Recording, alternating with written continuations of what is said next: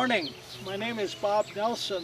We're on Lehuula Farms, and it's that time of the year. This is the early part of May, where we're going to do the second part of the two-part program of pruning and shoot selection. As you can see, we've got a lot of nice growth here, and so we're going to kind of just ramble on. Next to me, you'll all recognize Bob Smith.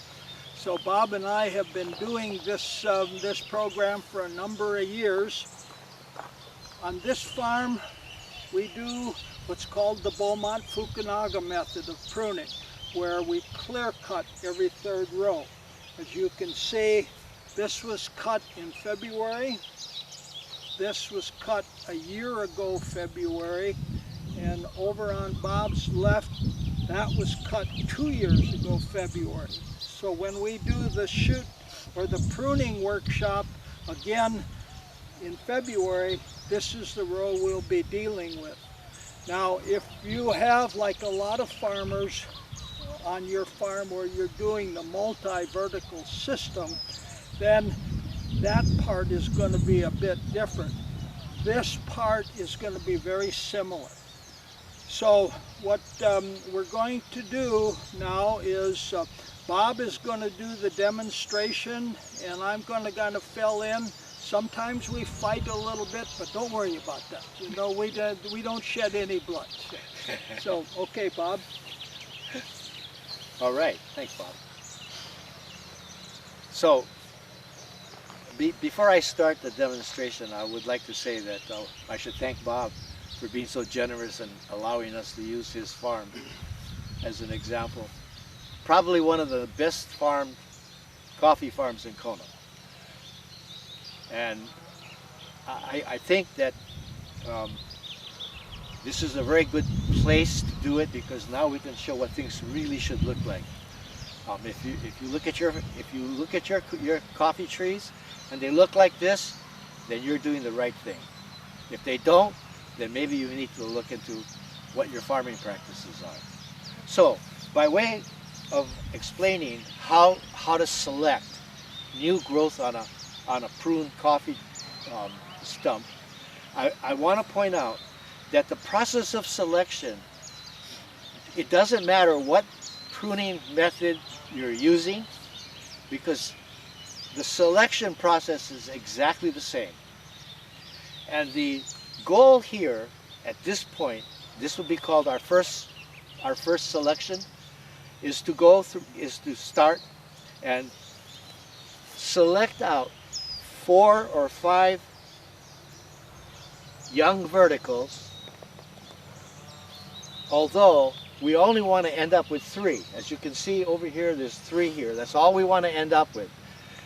But you can't really tell at this stage which of the coffee shoots are going to be the ones you really, really want to keep. You have more or less a good idea, but it's good to have a few spares so that when you come through and make your final selection, you can eliminate 1 or 2 of the ones that are in excess. Also, there's a moth, and it's called the banana moth for no reason that I know of, and that the larvae of that moth go after the young shoots. It's not really prevalent, but some years higher than others, but you can always expect a small percentage of your shoots to be damaged by the banana moth, which makes them no good. Okay?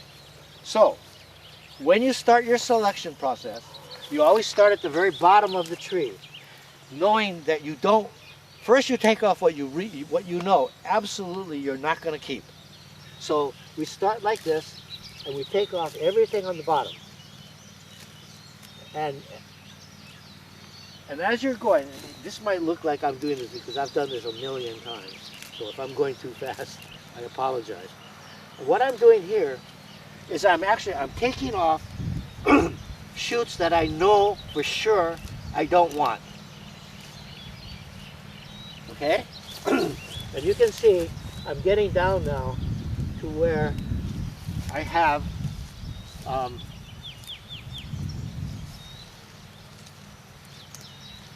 okay, 2. Okay, So the way to tell if a shoot's going to be a good shoot is even when it's this age here, you should be able to bend it over like this. Now you see, this is a really good example. I bent this over and it broke. It broke off. That wasn't a good connection. So we wouldn't have wanted to keep it anyway, because if we had kept this shoot and let it grow, the very first time they pull it down to pick, that would break. So that's really important, is to make sure that you have, this is a perfect world. This is exactly what we want. See, I have 5 here, and I only want 3. So in a couple of months, maybe like this is May, June, by July, these things are going to be about this big. We'll come through, sucker it, and then select the 3 that are going to stay.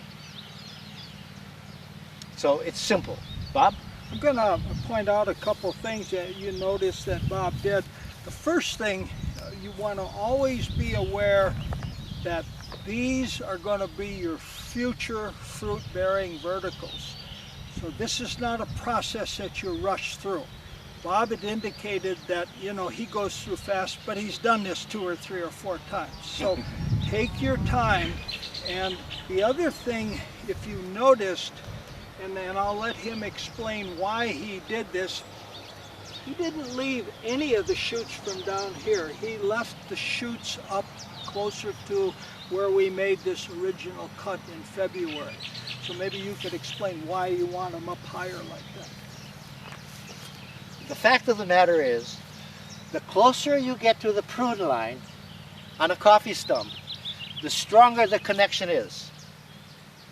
That's just the nature of coffee. That's how it grows.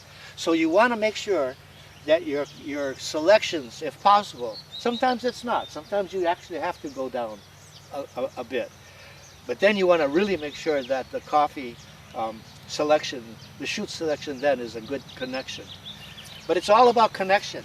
And the closer you get to the top, the stronger the connection, and the angle of the shoot coming off of the stump, the wider the angle, the stronger the connection.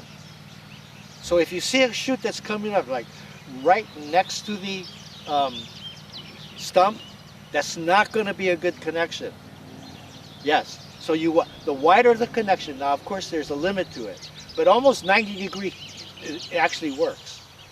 And you don't want to go above that, because sometimes they come out and they go like that. When you go to pull them down, that little crook in the vertical becomes a weak spot, and it doesn't break off from the stump, it breaks off right there. And so so you can see this is a simple process. I mean, you know, like Bob said, if you're new at it, or even if you're not new at it, you want to take your time here, because this is a really, really important process.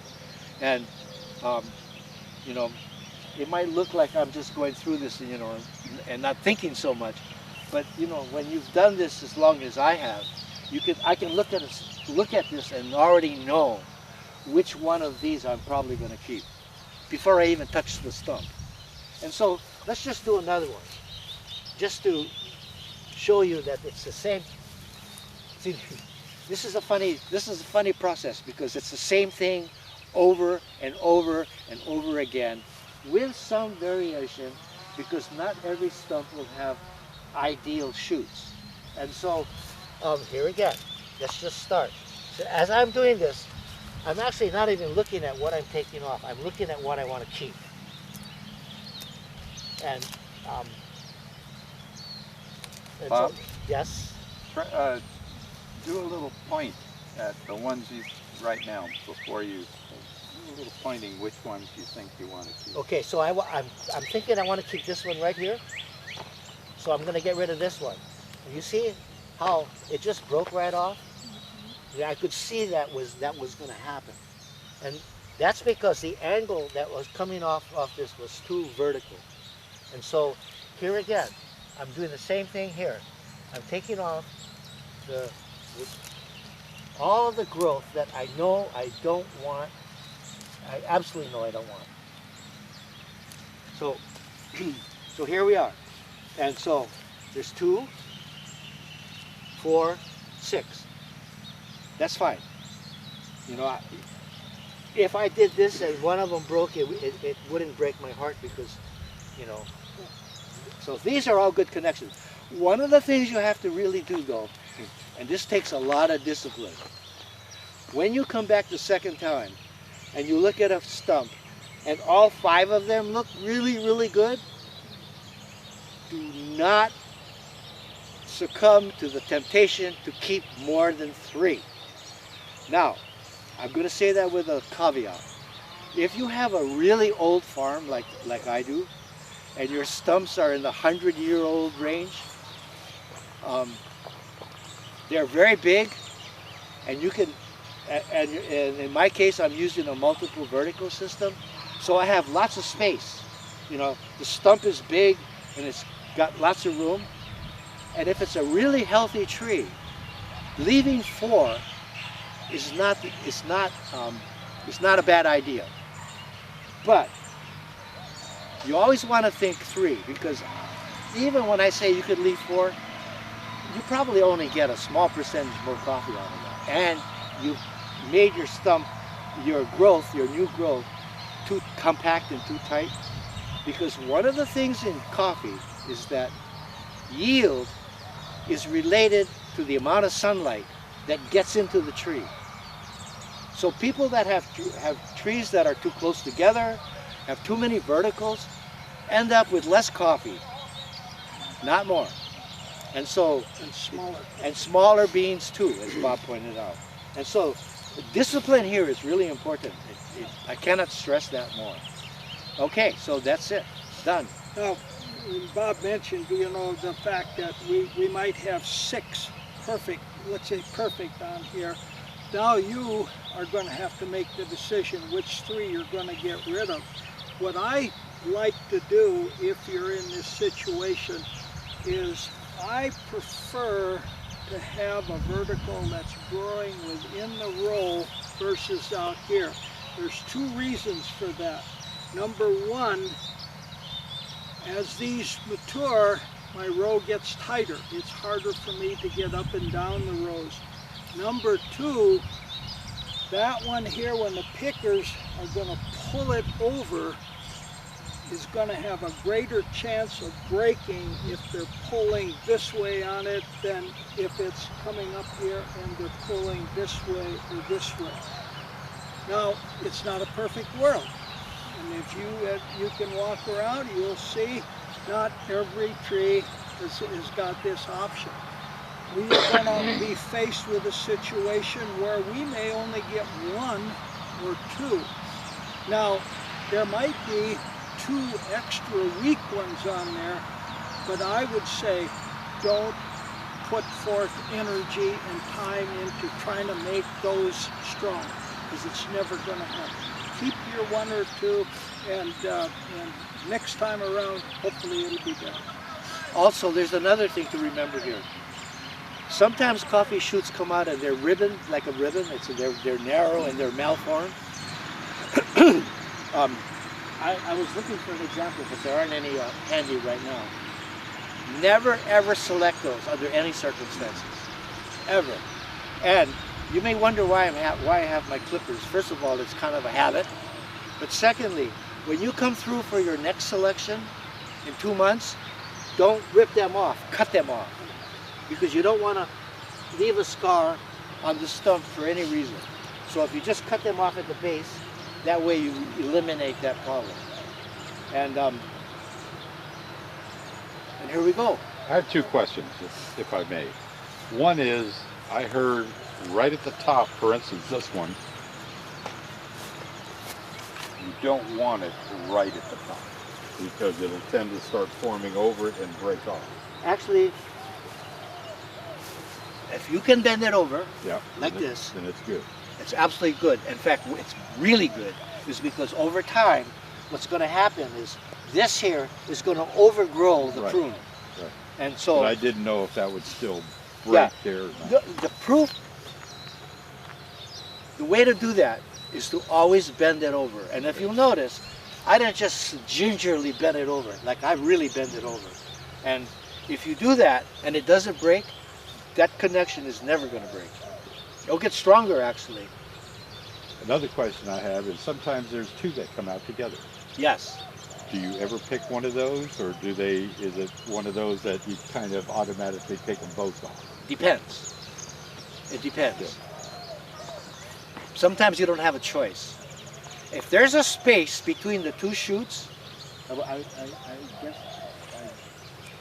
if there's a space between the two shoots, even a little space, if you have to, you can keep those and they'll be fine.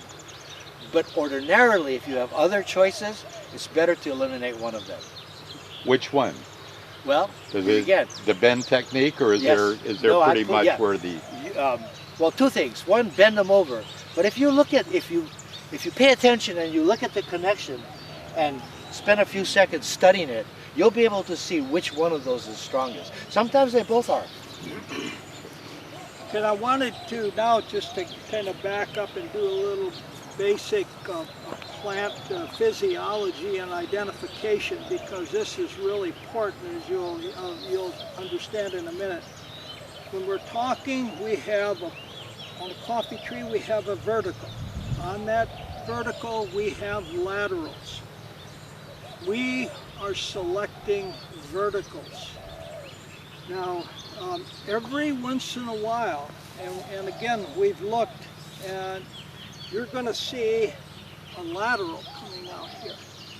You do not want to keep the lateral. You want to keep verticals and verticals only. And it's going to be a learning experience, because if you keep a lateral, you're going to be really surprised what the outcome is going to be. Yeah, and at this stage, sometimes they're a little hard to identify. But over time, you'll be able to see, as Bob said, you'll know right away.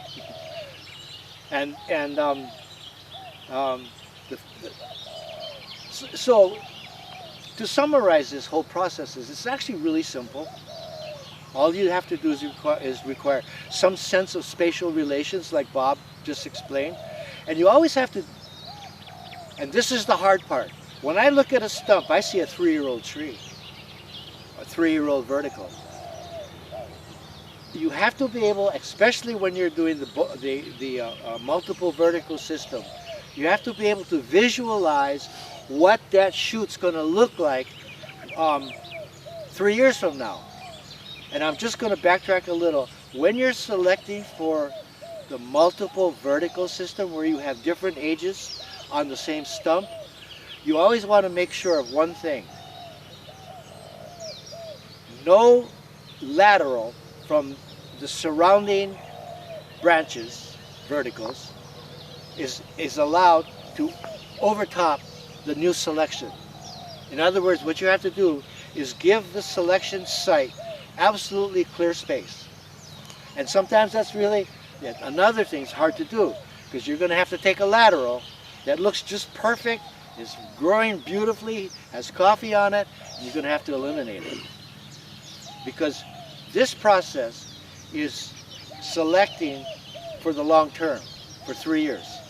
And so these verticals that are coming up when they're young, they have to be able to be freestanding. If they're not freestanding, when you eliminate the following pruning season, when you eliminate the other verticals that are there, these ones don't have the structural integrity and they flop over. And that sucks. It really does, because that's a useless vertical. You can try propping it up, but it's never any good. And so it's really important to make sure that you have clear space, lots of room, not too many, 3, 4 if you have a really big old stump, but never more than that. All right. Well, I think that pretty well it covers what we had to say today. I know you have a million questions, and I just wish we were all together here so that we could spend some time answering those questions. Hopefully next year we won't be faced with the situation we are this year, but this was a great way of getting the word out to you. So again, the basic thing This is your fruit-bearing verticals of the future. Take your time in selecting which ones you're going to keep, because it's going to be really important for the next 3 years. And that's all I have to say. Bye-bye. Take care, guys. Happy selections. Thank you.